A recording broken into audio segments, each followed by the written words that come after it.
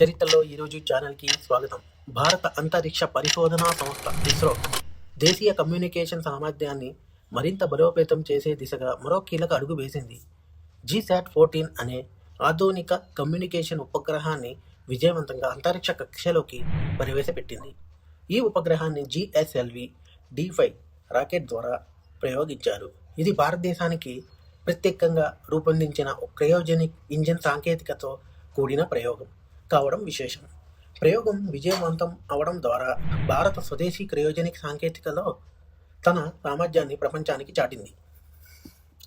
Communication సేవలు, television ప్రసారం, telephone, internet వంటి సేవలకు మద్దతు.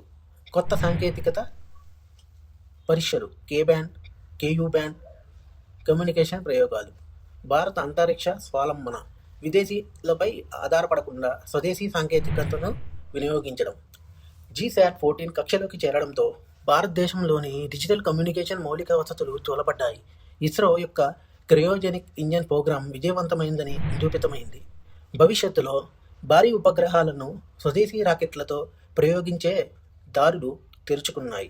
GSAT-14 విజయం భారత అంతరిక్ష స్వావలంబనకు బలమైన పునాది. మా కంటెంట్ మీకు నచ్చినట్లయితే లైక్, షేర్, సబ్స్క్రైబ్ చేయండి. మా కంటెంట్ యొక్క వీడియోలు మీ వరకు అందాలంటే కింద కనబడుతున్న బెల్ ఐకాన్ని ట్యాప్ చేయండి. Thank you.